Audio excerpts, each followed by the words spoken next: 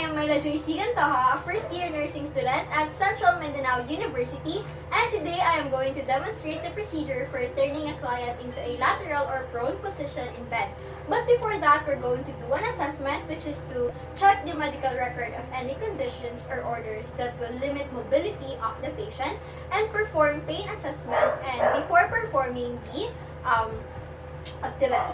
But for the possible matching diagnosis, we have activity intolerance and impaired mobility. For the materials, we're going to be needing a pillows and rolls. Since we're all set, let us now start with the procedure. Prior to performing the procedure, introduce yourself and verify the client's identity using agency protocol. Good morning, ma'am. I am Jezelle. I am your nurse for today. Pwede na kung may bala ng pangalan, ma'am? Hannah Salcedo, Okay, check na naman, ma'am. Kano sa yung birthday, ma'am? October 18, 2001.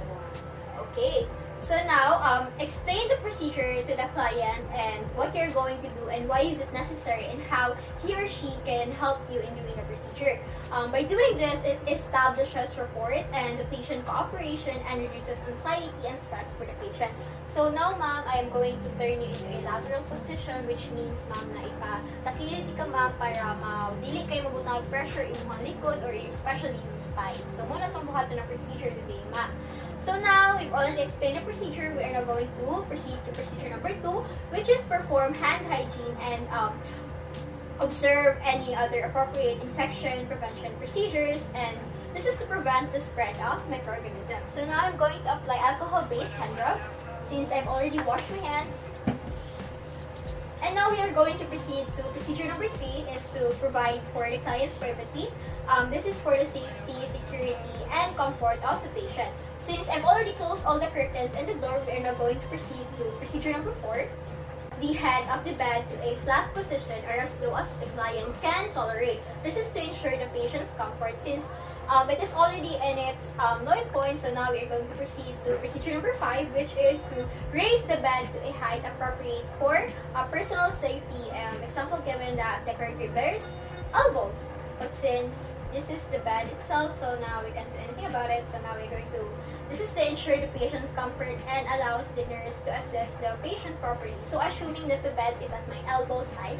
So we are now going to proceed to procedure number 6, which is to lock the wheels on the bed.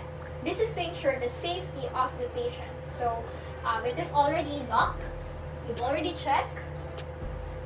It is already locked. And now we're going to proceed to procedure number 7. Move the client closer to the side of the bed, opposite to the side that the client will face when turned. This provides ease when turning the client to the lateral position, and also for the safety of the patient in case her head will bump into the surfaces near the bed. So now I'm going to proceed to the other side, and I'm gonna pull the patient to this friction reducing device. 1, 2, 3. 1, 2, 3.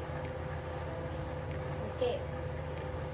And now we're going to proceed to procedure number 8. So while standing on the side of the bed nearest to the client, place the client's near arm across the chest, abduct the client's far shoulder slightly from the side of the body, and externally rotate the shoulder. This is to easily turn the patient in the position and to avoid injuries and further complications. So I'm going to put the blanket down. So now, you need to cross your arms, ma'am. And that. And that. And now we're going to proceed to procedure number 9. Place the client's near ankle and foot across the far ankle and foot. So now we are going to proceed to procedure number 10, which is the person on the side of the bed toward which the client will turn should be positioned directly in line with the client's waistline and as close to the bed as possible.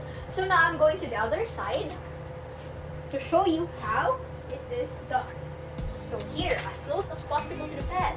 So now we are going to proceed to procedure number 11. Place one hand on the client's far hip and the other hand on the client's far shoulder as you roll the client. This is to prevent any injury while turning into the lateral position.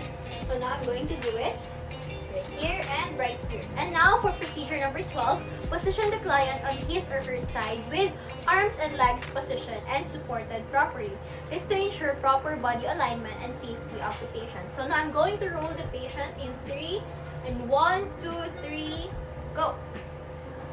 And now I'm going to put a pillow on the back side to support the patient. So I'm going to put this here. And a pillow on the patient's underarms, like this one. And on the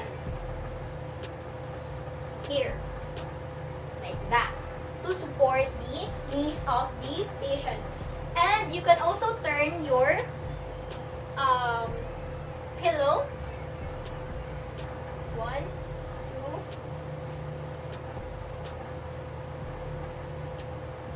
Okay. And that is how you do the lateral position. And now I'm going to return the blanket on the patient. Are you comfortable, ma'am? Yes. Okay. And now I'm going to apply alcohol-based hand rub to prevent the spread of microorganisms. And now we are going to proceed to the variation, turning a client to a prone position. Procedure number 1 is to turn a client to the prone position. Follow the preceding steps with 2 exceptions. You need, instead of abducting the forearm, keep the client's arm alongside the body for the client to roll over. This is to ensure the patient's comfort and reduces the risk for arm injury. So, assuming that I've already performed the activities that I did a while ago, we are now going to make sure that the arms of the patient is on her side. And now we are going to roll the client completely onto the abdomen. First, let us put our hands on here and here. And now we're going to roll the patient in 1, 2, 3, go. Okay? And that is how you put the patient into a prone position. So now we are going to give the patient the blanket and to document all relevant information that we did and apply alcohol-based hand rub to prevent the spread of microorganisms.